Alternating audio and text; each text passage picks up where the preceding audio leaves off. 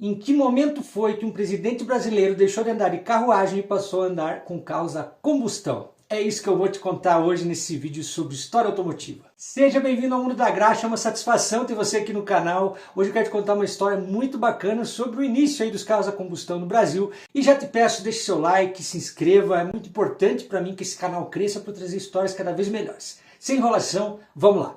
Eu já te contei aqui no canal que o primeiro carro a desembarcar aqui no Brasil foi um Peugeot Type 3 trazido por Santos Dumont. E na verdade Santos Dumont nem tinha tanto interesse no veículo. Ele queria mais era estudar os motores desses veículos para utilizar esses motores nos seus dirigíveis e nos seus balões. A primeira vez que ele vê um motor a combustão, que é lá em Paris, ele ficou maravilhado, como eram motores com bastante potência, embora com tamanho reduzido, porque os motores que eles conheciam até então, principalmente a vapor, eram motores extremamente pesados, extremamente assim, cheios de uma engenharia muito complexa, que não cabiam no dirigível. Então ele compra esse veículo mais para estudar o motor. Esse veículo dele vai chegar então em 1891 e é considerado o primeiro carro a combustão a chegar no Brasil. Também já te contei aqui no canal que o primeiro acidente automotivo registrado no Brasil foi com o poeta Olavo Bilac, que foi com um Serpollet a vapor, o primeiro carro que chegou no Rio de Janeiro, inclusive, que ele conseguiu bater incríveis 4 km por hora, mas teve o azar do carro na sequência cair numa ribanceira. O Serpollet foi um dos primeiros carros a vapor. Os motores a vapor eram muito grandes e às vezes muito instáveis. Então era difícil colocar isso num carro pequeno. Quando eles conseguiram traduzir isso num motor menor, vamos dizer assim, eles fizeram esse Serpollet. O José do Patrocínio, que era inclusive amigo da Princesa Isabel e tal, comprou esse carro e deu para o Olavo Bilac dirigir, porque era muito amigo dele. Claro que o Olavo Bilac não sabia dirigir, ninguém sabia, nem tinham carros, né?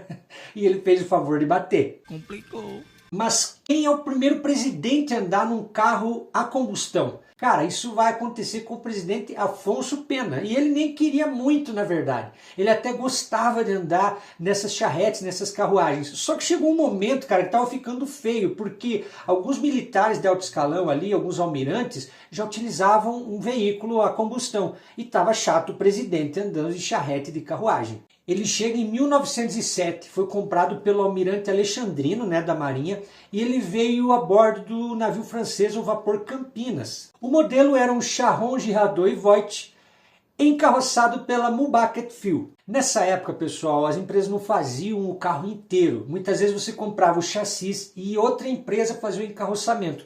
É como hoje vocês veem com Marco Polo, com Buscar, com ônibus, sabe? A pessoa escolhe o chassi Volvo, o chassi Mercedes e depois alguém vem e coloca uma carroceria por cima. E dizia a descrição do carro: a carroceria em forma de Landau é de casemira bege, tendo lugar para 4 pessoas em banco vis-à-vis. E dispõe de todas as comodidades para o passageiro, como buzina e relógio. Vis-à-vis, pessoal, é quando as pessoas sentam uma de frente para a outra, tá? Esse veículo tinha um motor de 24 cavalos. Na verdade, lembrava muito aquelas cabines elétricas do final do século XIX que foram táxis, os Bersey Cabs táxis lá da Europa. Se você não sabia, cara, táxis elétricos existiram lá na Europa antes do ano 1900. E eu já tenho um vídeo aqui contando sobre isso também, se você quiser conferir. E os problemas que eles enfrentavam lá eram muito parecidos com o que nós temos hoje ainda, que eram baterias extremamente pesadas, demora para carregar, baterias que acabavam perdendo desempenho com o tempo, enfim, não mudou muito de lá até hoje. E esse veículo presidencial lembrava muito isso. Esses carros eles eram pensados para os passageiros. Os motoristas eram praticamente cocheiros ali na frente, eles mal tinham uma cobertura, ninguém ligava como que o motorista estava lá fora, ele guiava o carro praticamente no relento. E olha só, tiveram que contratar um estrangeiro para dirigir esse carro para o Afonso Pena, afinal de contas não tinham motoristas aqui no Brasil praticamente. E esse cara, no primeiro dia que o veículo é apresentado, ele já bate o carro. Que beleza, né? Já se lascou. Porém, cara, foi uma avaria pequena ali, nada de grande monta. Ainda bem, né? Porque imagina onde você achar peça para arrumar um carro desse. O Afonso Pena não queria muito essa troca, mas logo ele acostumou a andar com o veículo, mas volta e meia apareciam nos jornais as notícias de que alguma treta tinha acontecido com o carro dele. Como eu disse, não era ele quem dirigia, mas volta e meia parecia que o carro pegou uma contramão, que bateu em alguma coisa, até que em dezembro de 1908 aconteceu o pior dos acidentes. O motorista dele se perdeu e bateu numa carruagem. O Afonso Pena estava dentro do veículo, né, embora ele não fosse motorista, obviamente. E não é por ser motorista do presidente que alguém aliviou para ele, cara. A culpa foi do motorista dele e esse motorista teve a carteira cassada. Ninguém aliviou não, cara. Ninguém sabe direito o que aconteceu com esse carro. Alguns dizem que ele foi perdido e outros dizem que ele se transformou ali num mini caminhão que transportava livros para a Biblioteca Nacional. O Afonso Pena ele não termina o mandato dele. Em 1909 ele pega uma pneumonia, acaba falecendo.